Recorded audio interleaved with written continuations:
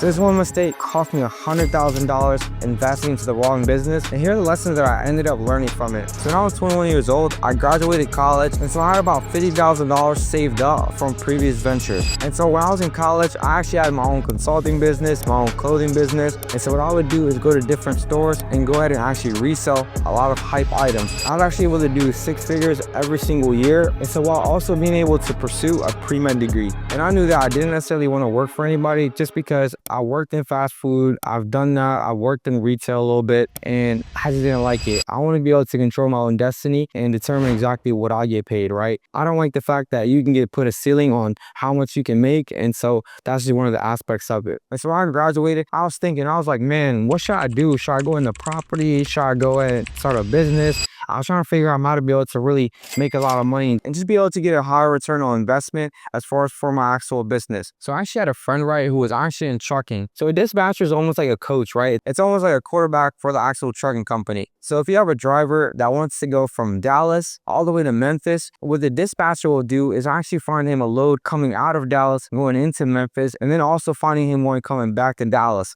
So that way the actual driver is on the road the whole time. He's not wasting time. He's not wasting money. I did a little bit of research, not as much as I should have, because at the time it sounded good, right? Let's go ahead and have a trucking company. Let's go ahead and get a CDL driver to be able to go ahead and get the loads. And so that way I'll be able to profit, right? And so this is one of the mistakes that I honestly made, right? Was because of the fact I didn't do my due diligence enough, right? Because we often have this Midas touch that we think, right? A lot of times what happens, right, is that whenever we have a couple small successes or just a couple of wins, right? So just because we're successful in one area, that will automatically be successful in the other area. And honestly, nothing could be further from the truth, because you have to really look at it, right? Whenever you were successful, whenever you were first getting your success, getting your small wins, you were hungry, right? You were studying every day, you were talking to different advisors, you were researching every aspect of the business, and that's why you became successful. That's the same reason why you see a business owner that ended up selling his business, right, a couple years later and go ahead and go right back into the same business and starting another company, because they already know what it takes to be successful in that business. And instead of researching other businesses that sound good,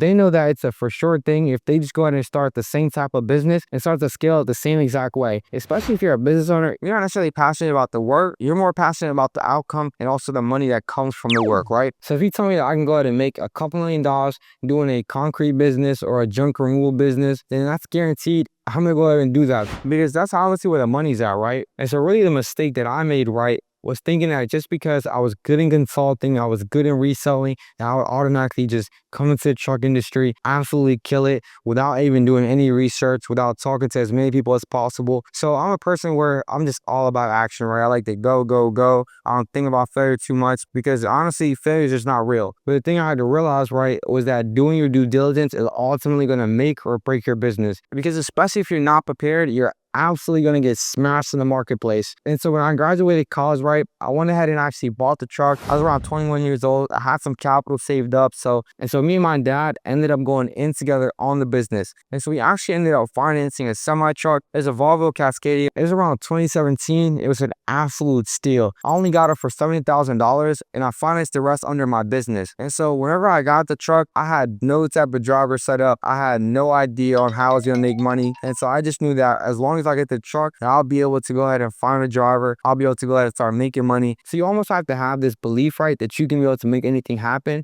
But at the end of the day, you don't want to go against the grain, right? Because if you can be able to take a month, 2 months to prepare and actually be able to roll it out correctly and also have the right information, it's going to save you guys a lot of time in the long run, because you're not making those costly mistakes that and it often cause you to go out of business. So whenever we got the truck, now the ball is rolling, right? We got the monthly payments we have to go ahead and make for the truck. We have parking that we need to go ahead and pay. So whenever we got the truck, the ball started rolling immediately, right? You automatically have that monthly fee for that truck. You automatically have parking, and you also have insurance. So those don't stop and they're reoccurring every single month. If you think your car insurance is high, try to go ahead and get you a commercial policy, especially for trucking, because trucking is a super high risk industry. So you know insurance is going to be taxing right off the bat. So since we got the truck, we're just hustling, trying to go ahead and find a driver. Now, I had no intentions, right, of actually getting my CDL, because I honestly just didn't want to go ahead and drive. Looking back at it, I should have went ahead and just got the CDL, hit the road running, until I'm going to head and find another driver that can ultimately replace me. And so whenever I was actually finding different drivers,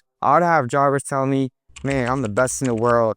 I can be able to do this and that. I can be able to make things happen. So whenever somebody tells you this, don't believe them whatsoever. So like that's one of the flaws, right, that I had about the trucking industry is because I honestly don't like to depend on other people for my money, right?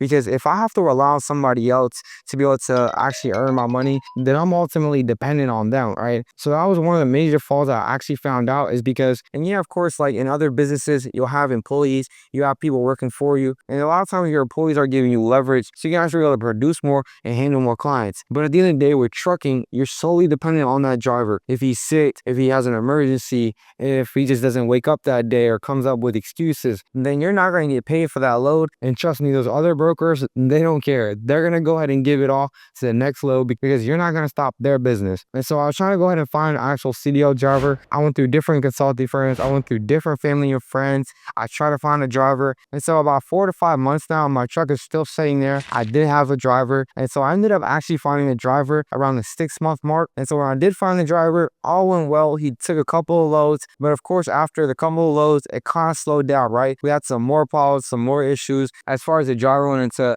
negotiate his pay and all these little haggle penny pinching things, right? And so the driver was working there for a couple of loads, couple of different months, right? I ended up getting paid. But by the time I actually looked at it, I literally sat down, did all the numbers. So what I literally had to do was pay out the driver. I had to pay off the maintenance fees, right? For any type of trucks. I had to pay the gas, and I also had to pay tolls, right? When it all came down to it, the problem is it didn't make sense for what I envisioned, right? So this is one of the major flaws that I actually made, right? Was thinking that, oh, just because the trucking industry looks sexy, you have to really look at the details of the business in order to be able to figure out if it's a business you want to go in. Because even though the trucking industry, you make money, there's a huge opportunity cost that you're missing out from investing into one business and not the other. So for example, if you're in trucking, right, you could have been able to make a lot more money with that consulting firm at higher profit margins than, for example, trucking industry or real estate, for example. This is one thing that I really did not pay attention to because so I was in the trucking industry for about a year. I told myself with every business, just stick with it for at least a year. If it doesn't pan out, then you can always revisit the conversation. And then about 4 months that truck was on the road, right, I ended up actually losing around $100,000 that I ended up calculating, right? This all went to maintenance fees. This all went to monthly payments. This all went to insurance, signing up permits, also needed to pay the driver and replacing parts. So when it was all said and done, I lost about $100,000 total in the trucking industry. So really the biggest takeaway I've learned, right, is to not jump the gun. The problem was the fact that I ended up jumping in the trucking industry without no knowledge, without any type of information that I needed to really be successful. And so I ultimately set myself up for failure because I didn't do my due diligence, I didn't have a driver set up, and I didn't look at the long-term vision. If I would have done this all over again, I would have honestly assessed before I got into any business, whether it's trucking, real estate, e-commerce, whatever business it was. I'll look at my strengths and I'll also look at my weaknesses, right? I would figure out what am I naturally good at? What businesses do I actually like? Because if I would have actually done that from the beginning, I would have known the trucking industry was not for me. I don't like to depend on other people for my money. So I would have probably picked marketing or consulting, right? And so here's really my advice, especially if you're trying to go ahead and get into business. Number one is to not rush it. Just don't even rush it. Even though you want to be able to get into business, making money, you have to realize most of the times you're not going to be making money in your business for at least a year or two, right? Because you always have to reinvest into your business to continue to grow. And number two is to know yourself, right? Figure out exactly what you're good at. Figure out what businesses, what skill sets, what interests you have on being able to narrow your focus on the right business models for yourself. Now, number three is to do your research. I could have saved myself a lot of money and also a lot of time just by simply doing the research. So figure out exactly if this business model works for me and what it takes to actually be successful. And so through this experience, I'm actually really grateful that I have it. So really, I'm grateful for this opportunity because they don't allow themselves with the right opportunities in the right business that allow them to be successful. And so they get burnt out and they end up quitting. So definitely don't be one of them. I made the mistakes, so you guys don't have to. Now, I hope this video was helpful. If you guys have found the video helpful, please make sure to subscribe and tap the notifications below. Your boy's trying to get the 10K as soon as possible. So I really appreciate all the love. And like always, I'll see you at the top, my boy. Let's get it.